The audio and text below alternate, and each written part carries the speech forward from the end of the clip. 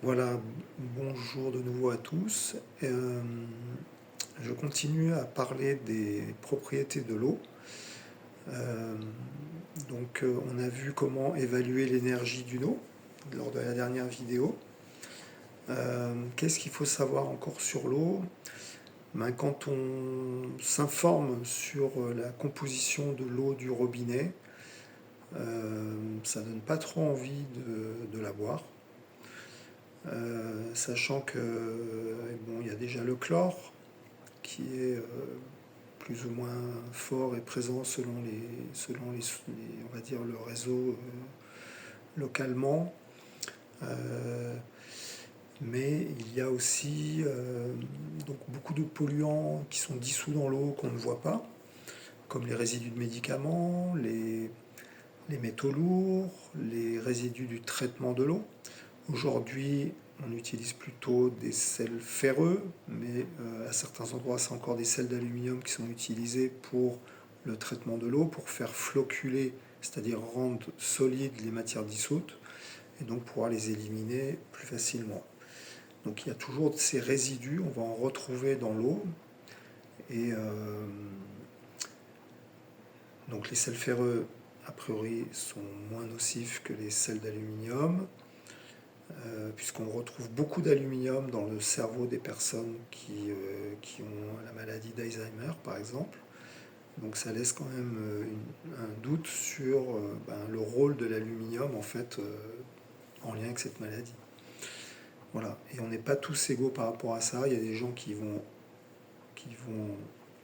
euh, retenir, qui vont garder davantage les métaux lourds que d'autres, qui vont les éliminer plus facilement. Ça dépend aussi de si on transpire facilement ou pas, est-ce qu'on fait du sport, est-ce qu'on a de l'activité physique. Quelqu'un qui va faire régulièrement de l'activité physique, il va transpirer, il va éliminer plus facilement. Quelqu'un qui fait par exemple un sauna par semaine, il va aussi éliminer beaucoup par la transpiration. Donc voilà, tout ça, c'est des choses qui peuvent varier d'une personne à l'autre. Et par rapport à cette composition de l'eau, on trouve assez facilement sur Internet des tableaux avec la taille des polluants, etc.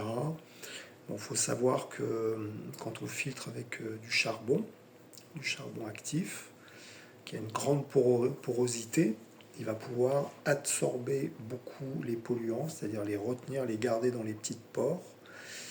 On va à peu près en moyenne garder un charbon avec une cartouche charbon, on va enlever à peu près 70% des polluants. Sur certains polluants, on va aller un peu plus loin, ça peut être 90%, etc. Mais globalement,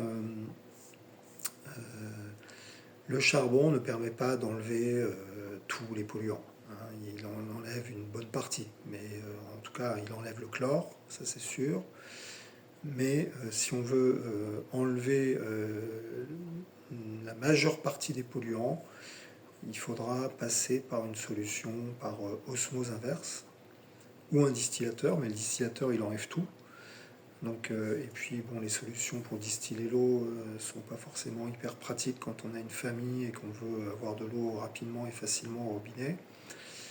Donc voilà, l'osmose inverse fait partie des solutions qui permettent d'avoir une eau purifiée. Ensuite, elle nécessite une petite reminéralisation parce que l'eau osmosée est quand même assez acide vu qu'il y a très peu de minéraux dedans.